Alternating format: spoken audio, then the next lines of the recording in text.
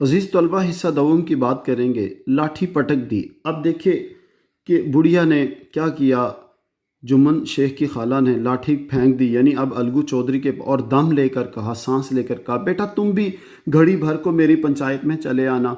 अलगू बेरुखी यानी बेमुरवती या बेलिहाजी या मुँह फेरते हुए से बोले, बेरुखी से बोल के क्या कहते, मुझे बुलाकर क्या करोगी, कई गांव के आदमी आएंगे ही, यानी मेरे आने का क्या फ़ायदा, आदमी काफ़ी होंगे। खाला ने हाँप कर कहा, फूली हुई सांस से कहा, अपनी फरियाद सबके कान में डाल आई हूँ, यानी अपनी फरियाद सबके कान में, यानी सबको बता दी है।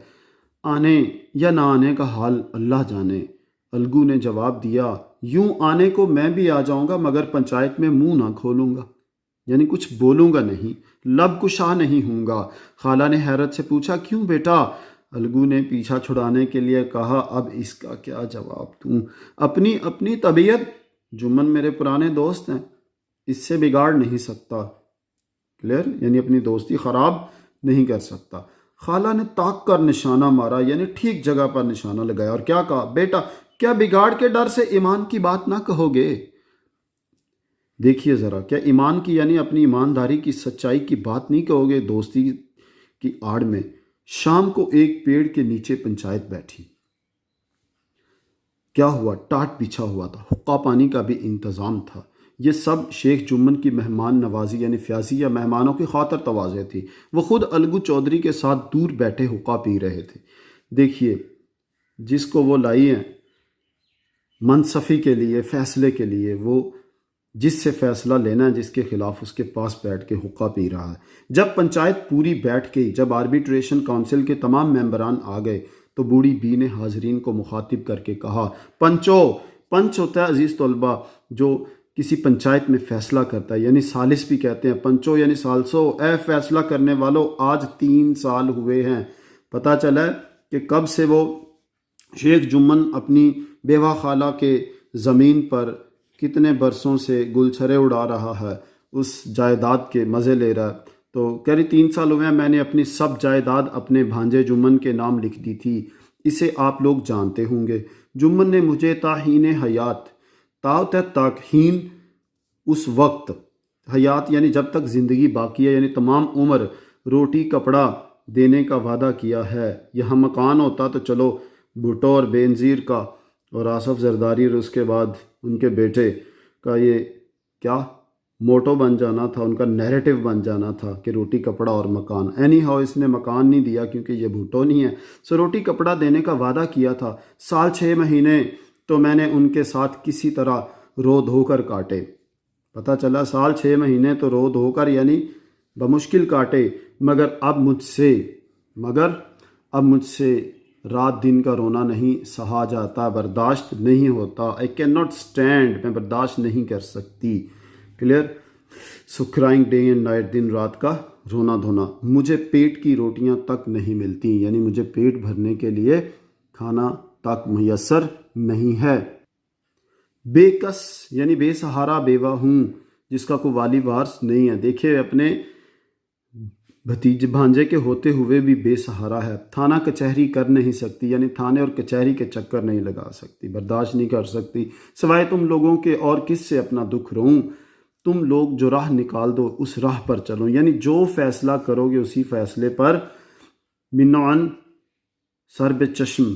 क्लियर, तो उस पर अमल पैरा होंगी, उसको कबूल करेंगे। अगर मेरी बुराई देखो मेरे मुंह पर थप्पड़ मारो, जिनकी बुराई देखो तो उसे समझाओ। पता चला, मेरी बुराई तो मेरे मुंह पे थप्पड़, अगर किसी और किया तो उसे समझा दो।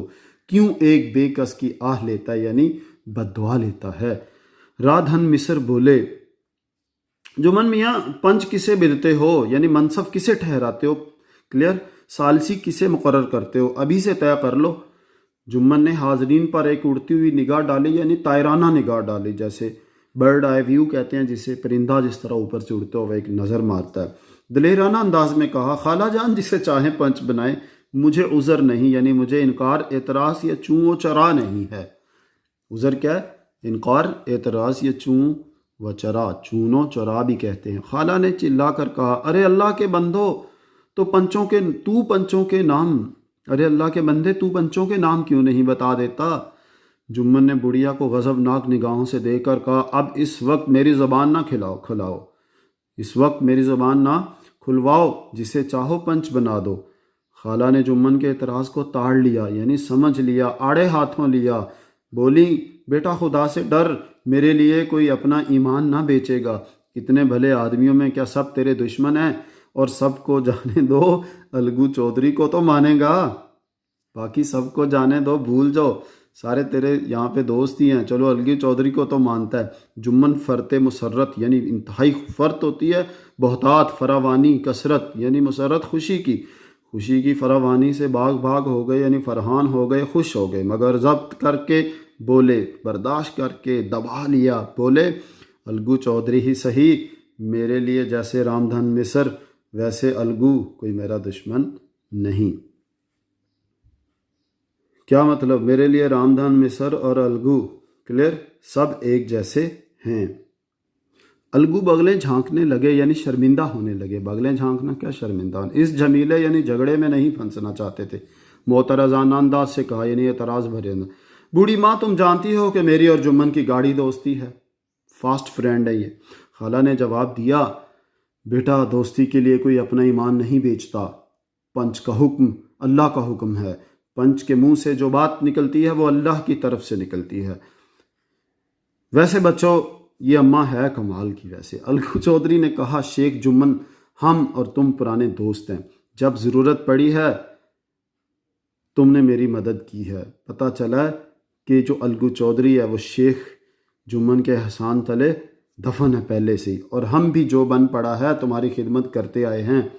हमसे भी जो हुआ हमने खिदमत की। इस वक्त न तुम हमारे दोस्त हो, ना हम तुम्हारे दोस्त। ये इंसाफ और ईमान का मामला है। खाला ने बच्चों से अपना हाल कह सुनाया, यानी अपना हाल बता दिया। तुम भी जो कुछ कहना हो कहो। जुम्मन ने एक शान फजीलत से, यानी एक शान और धज से उठ खड़े हुए और बोले, पंचो, मैं खाला जान को माँ की बजाय समझता हूँ। तो बच्चों, सोचने की बात है, क्या माँ से कोई ऐसा सलूक करता है और उनकी खिदमत में कोई कसर नहीं रखता? सब झूठ है। हाँ, औरतों में अनबन रहती है, यानी रंजिश, नचाकी, नामवाफ़क़त या लड़ाई झगड़ा रहता है। इसमें मैं मजबूर हूँ। पता चला अपनी बीवी को नहीं कुछ कह सकता कि ना लड़ो मेरी माँ बजाए खाला से। क्लियर? हो सकता है या बीवी से भी डरता है या उसकी कदर ज़्यादा करता है अपनी, जिसे माँ कह रहा है। क्लियर? खाला को। औरतों की ये आदत ही है, मगर माहवार रुपया देना मेरे काबू से बाहर है, यानी मेरे बस में नहीं है। क्लियर? हो सकता है जेब इजाज़त नहीं देती। खेतों की जो हालत है वो किसी से छुपी नहीं। आगे पंचों का हुक्म और सर माथे पर, यानी खेती बाड़ी से भी कोई खातर खा रुपया पैसा या आमदन नहीं आ रही। आगे पंचों का हुक्म और सर माथे पर, जैसे हुक्म होगा बेसरो चश्म कबूल करेंगे। अलगू को आए दिन अदालत से वास्ता रहता था। कानूनी आदमी थे, पता चला कानून को समझते थे। अदालत से पाला पड़ा रहता था, वास्ता रहता था, यानी पाला पड़ा रहता था, आना जाना लगा रहता था। जुम्मन से जिराह करने लगे। एक एक सवाल जुम्मन के दिल पर हथौड़े की ज़रब की तरह लगता था। लें जी, अब जुम्मन के लिए नाकाबिले बर्दाश्त उसके। जुम्मन हैरत में थे कि अलगू को क्या हो गया है। अब गौर कीजिए ज़रा। अलगू चौधरी जो हैं वो कानून दानी भी समझते थे, उन्हें कानून का पता था। इसीलिए जुम्मन से जिरा यानी बहस करने लगे, और एक एक सवाल, यानी कि उसके बहस के सवालों का, बहस जब करते हैं तो एक दूसरे से काउंटर क्वेश्चन किए जाते हैं। सवाल जुम्मन के हथौड़े पर, यानी शेख साहब जो ज़मीन डकार के बैठा है अपनी बेवा खाला की। क्लियर? और उसको नानो नफ़का भी नहीं दे रहा, खाना पीना भी नहीं पूरी तरह से दे रहा।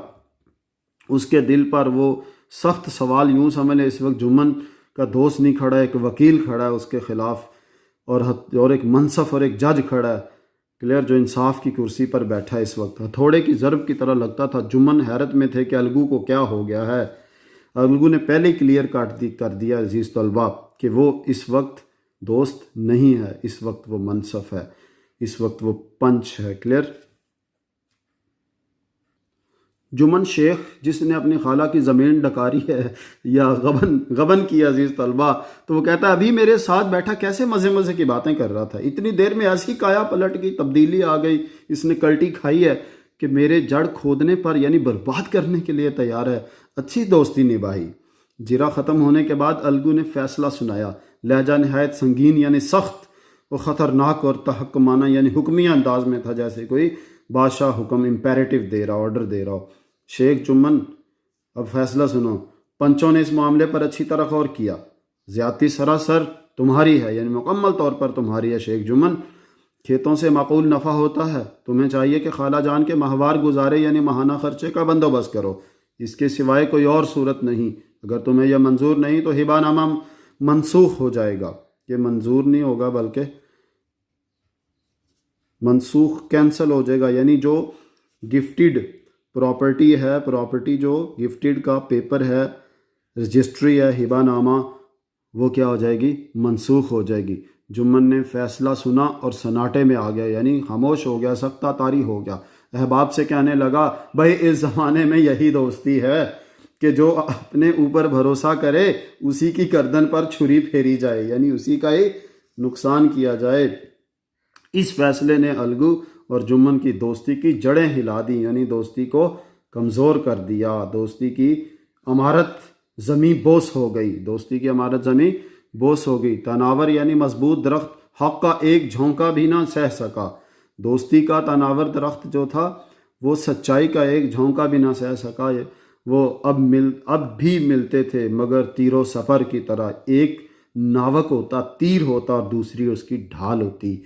क्लियर? तो एक तीर होता, दूसरा ढाल, एक दूसरे से मारने और बचने की कोशिश में थे। जुम्मन के दिल से दोस्ती की गद्दारी का ख्याल दूर ना होता। हर वक्त जुम्मन इसी ख्याल में रहता, क्लियर, कि दोस्त ना रहा। क्लियर? किस्सा मेरे दोस्त क्या हो गया, सुना है कि तू बेवफा हो गया। ये गद्दार हो गया था और ये ख्याल मुसलसल रहता था गद्दार को कैसे मौत के घाट में उतारा जाए। और इंतकाम की ख्वाहिश चैन न लेने देती थी कि बदला लिया जाए। खुशकिस्मती से मौका भी जल्द मिल गया। तो अब दूसरी पंचायत अजीज़ तलबा बैठेगी। क्लियर? अलगू चौधरी पिछले साल, तो अब यहाँ से हम अब अगली पहला पार्ट समझ लें, एक कहानी मुकम्मल हो गई है। क्लियर? अब दूसरी पंचायत की कहानी, दो पंचायतें हैं इसमें। दूसरी पंचायत की कहानी जो है वो ये है कि अलगू चौधरी पिछले साल यानी एक साल कबल मेले से बैलों की एक अच्छी गोइयाँ यानी एक हाल में जूते दो बैल को, यानी जोड़ी को कहते हैं। बैलों की एक क्या लाए? गोइयाँ क्या होता है? एक हाल में जोते दो बैल यानी बैलों की जोड़ी लाए। गोइयाँ माल यानी जोड़ी बैलों की लाए। पिछाई यानी पच्छम यानी मगरबी नस्ल के खूबसूरत बैल थे। वेस्टर्न थे, यूरोप के समझ लें। महीने तक कुर्बो जवार यानी गिरदो नवा लोग उन्हें देखने आते रहे। लोग उन्हें किन्हें देखने आते रहे? गोइयाँ को, यानी जोड़ी, बैलों की जोड़ी को। अच्छा, तो इस पंचायत के एक महीने बाद एक बैल मर गया। सो अजीज़ तलबा, यहाँ से हम इब्तदा करेंगे अपने। That is the end of part 2। Now we will move to part 3। अब हम देखेंगे कि अगली पंचायत में क्या होता है। वो बैल एक मर गया तो आगे कहानी क्या शुरू होती है। तो अगला कहानी का जो मोड़ है वो हम तीसरे हिस्से में करेंगे।